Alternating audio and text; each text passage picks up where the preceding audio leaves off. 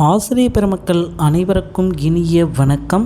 இன்றைக்கி நாம் இந்த வீடியோவில் இதை பற்றி பார்க்க போகிறோம் அப்படின்னு பார்த்தீங்கன்னா, டிஆர்பி மற்றும் பள்ளி கல்வித்துறையில் வந்திருக்க முக்கிய தகவல்களை பற்றி இந்த வீடியோவில் பார்க்கலாம். ஆசிரியர் தேர்வு வாரியம் யூஜிடிஆர்பியோடைய ஆன்சர் கீஸ் எல்லாமே கொடுத்துட்டாங்க. இதற்கப்புறம் நீங்கள் என்ன பண்ணணும் அப்படின்னு பார்த்தீங்கன்னா, இந்த ஆன்சரை கீஸை சரிபார்த்து கொண்டு ஃபைனலான ஆன்சர் கீஸ்க்கு நீங்கள் ஆன்சர்ஸ் எல்லாமே யூஜிடிஆர்பிக்கு அனுப்பணுங்க.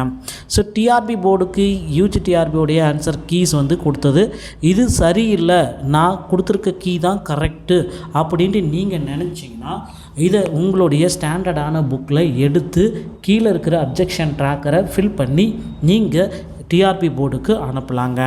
அவங்க உங்களுக்கு கண்டிப்பாக அது சரியாக இருக்கும் பட்சத்தில் உங்களுக்கு மதிப்பெண்களும் கிடைக்கும். இதை மறக்காமல் செஞ்சுடுங்க. அடுத்து பார்த்தீங்கன்னா, டெட் தேர்வில் தேர்ச்சி பெற்ற ஆசிரியர்களுக்கு உண்டான பணி நியமனம் எப்பொழுது வைக்க போகிறாங்க? இந்த கேள்விக்கு உங்கள் யாரிடமாவது பதில் இருந்தால் கமெண்ட்டில் பண்ணலாம். முதற்கட்டமாக பார்த்தீங்கன்னா, இறுதி தீர்ப்புக்கான நீதிமன்ற விசாரணை போயிட்டுருக்குங்க. இந்த இறுதி தீர்ப்புடைய டெட் தேர்வில் தேர்ச்சி பெற்றவர்களுக்கு உண்டான விசாரணை வரும் வெள்ளிக்கிழமை வர இருக்க தகவல் வந்திருக்குங்க. ஸோ வெள்ளிக்கிழமை நீதிமன்றத்தில் தீர்ப்புடைய முடிவில் ஆசிரியர் பெருமக்களுக்கு சாதகமாக தீர்ப்பு வரும் அப்படின்ட்டு அனைத்து தரப்பு மக்களுமே எதிர்பார்க்குறாங்க.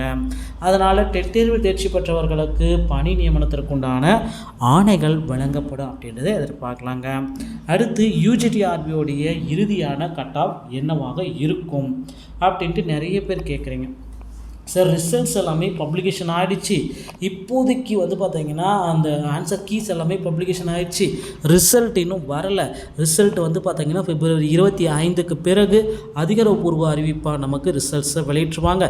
ரிசல்ட் வெளியிடுவதற்கு முன்பாகவே இந்த ஆன்சர் கீஸ் எல்லாமே நீங்கள் செக் பண்ணிவிட்டு இதை பேஸ் பண்ணி கட் ஆஃப் என்னவா இருக்கும் அப்படின்னு பார்த்தீங்கன்னா, ஜென்ரல் கேட்டகரிக்கு 90, பிசி கேட்டகரிக்கு 88லேருந்து 90, பிசி முஸ்லீம் கேட்டகரிக்கு 95, 85லேருந்து 95 வரைக்கும், எம்பிசி மற்றும் டிஎன்சி கேட்டகரிக்கு 80லேருந்து 85, எஸ்சி எஸ்சி எஸ்டி கேட்டகரிக்கு 75, PWD ex-servicemen transgender distribute widow கேட்டகரிக்கு 65லேருந்து 72 வரைக்கும் இருந்தாலே இவர்களுக்கு நிச்சயமாக பணி கிடைக்கும்.